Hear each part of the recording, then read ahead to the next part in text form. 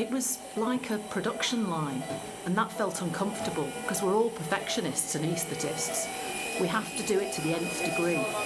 That's why we have 7 years of training to be a consultant anaesthetist.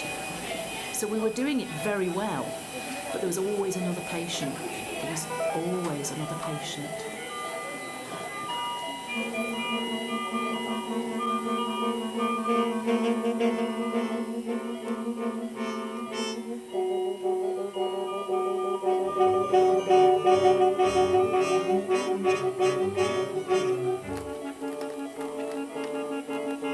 I was fit testing all the staff to make sure the PPE fit properly. And the PPE wasn't easy because you'd test everybody and they'd fit certain ones and you'd just run out of that supply. And then they were saying like, well, you can only put staff on tonight who've got the appropriate PPE. You're like, well, how? Because here's 30 that don't fit that mask. Some of the face masks that we had, you had to be fit tested for just to ensure that you actually got a proper seal on. If you couldn't get those masks, then we were on respirators, Darth Vader masks we called them, and to communicate with anybody through one of those was an absolute nightmare.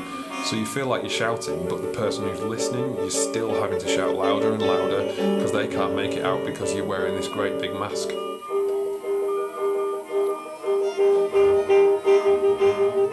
In clinical areas, everything was muffled because you're trying to talk to people and you have these respirators that are massive and really difficult to talk through, and it was exhausting because you can't see anyone's face. You're not quite sure who people are.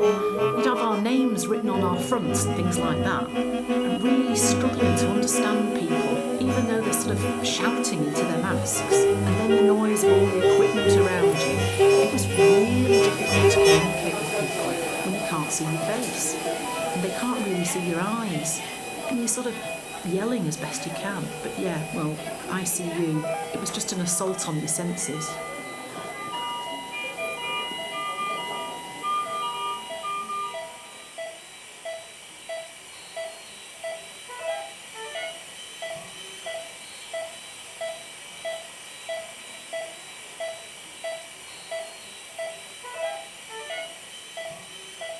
And again, very early in the pandemic, suddenly we couldn't get any soda lime. And we were like, well, this is a problem because we need soda lime to run all of these ventilators that were going around ICU. And I remember phoning just every Tom, Dick and anyone who made this stuff and, no, can't get any, we'll try and get some to you. And then this wonderful engineer, she figures out how to drill a hole in a used canister, drain all the used soda lime out, and you could get soda lime on its own, and then refill the canisters, and even made a little bung to go in the hole so that we could reuse the soda lime canisters if we needed to. And we said, OK, we've got a plan, we can relax now.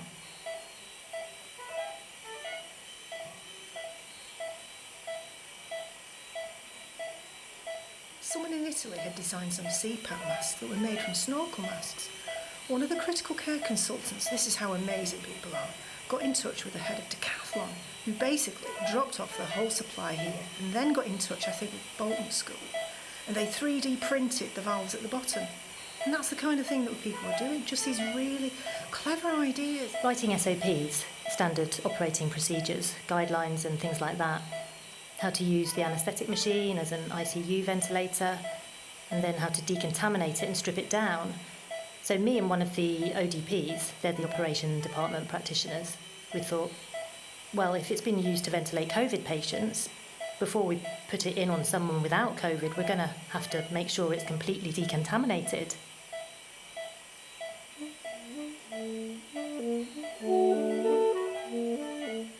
So we had this sort of production line in one of the theatres where the dirty machines would come in and we'd strip all the parts out and put them all out so they could then go and be sterilised, then rebuild the machines and check them all again before they were put into use.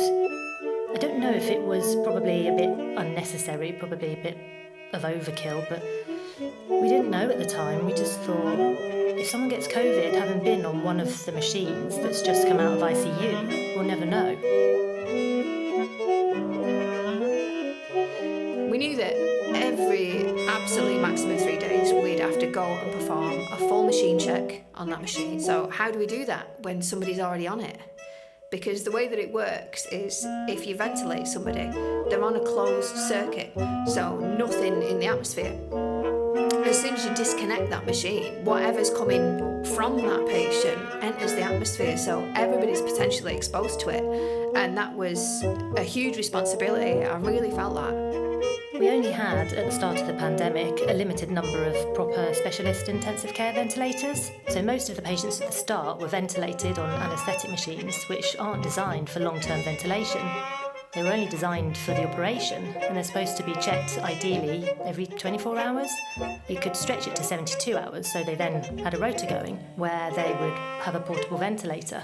And with each patient, they would go around the bay and switch on the portable ventilator, check the machine, run the machine checks, and then put them back on the ventilator, which was pretty high risk because you're taking really sick patients on and off ventilators.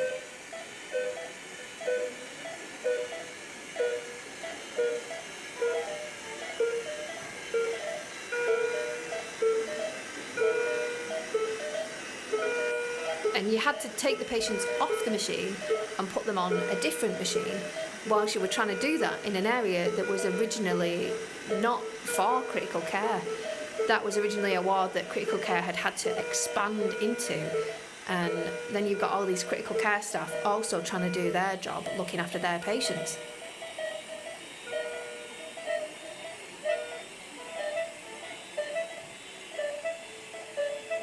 We were short on oxygen, which was a limitation on how much we could get through the pipes at any given time. So we had to try and preserve oxygen when we could, and there were sort of maximum flow rates as well. And this is one area where the scuba masks were good because they were able to provide oxygen under pressure at relatively low oxygen flow rates, whereas the commercially available setups use like 30, 40, 50 litres a minute of oxygen, whereas the scuba masks we could run at 10 or 15 litres a minute. So it used a fraction of the amount of oxygen to do effectively the same thing.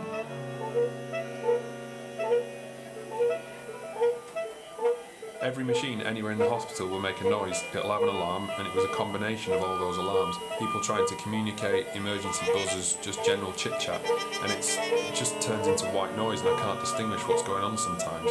I found it quite disorientating. And is somebody shouting at me? Am I hearing things? And it's just other people and conversations.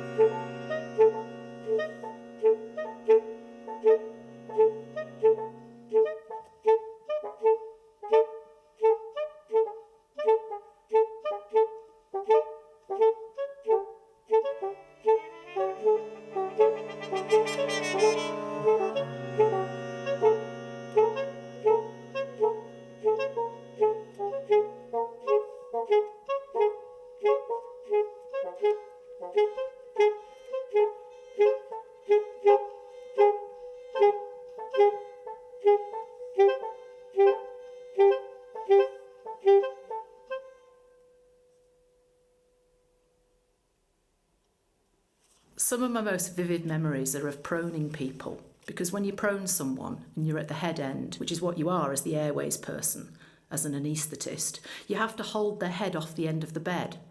And heads are really heavy, and if you're turning them back, they're also slippery because they've drooled everywhere, because they've been on their face. So you've got this slippery, really heavy football of a head, and if the tube falls out, they're dead. So it's terrifying.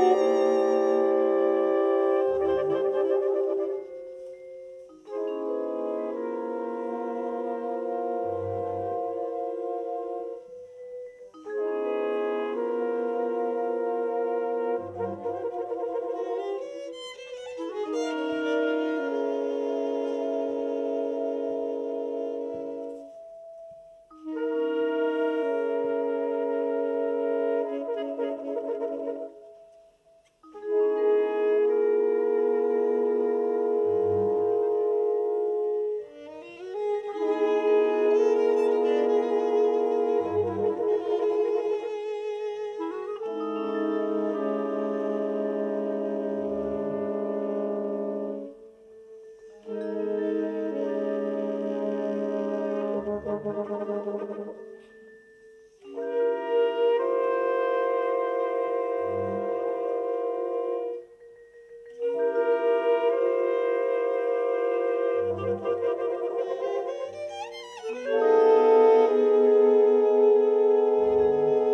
proned a man who was really heavy. I remember vividly, it was about 4 o'clock in the morning, and I'm holding his head over the end of the bed, and we had, well, 4 people on either side and me at the head end to roll this man because he was so large.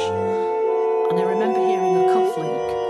So when the tube moves out of the voice box and you get a leak, you get a sort of whistling noise with him face down, and I thought, if this tube pulls out, he's going to arrest on me. And he was on 100% oxygen at that point. And my heart, the dread. Anyway, I shoved it back in and I said, look, let's turn him now. We need to turn him now.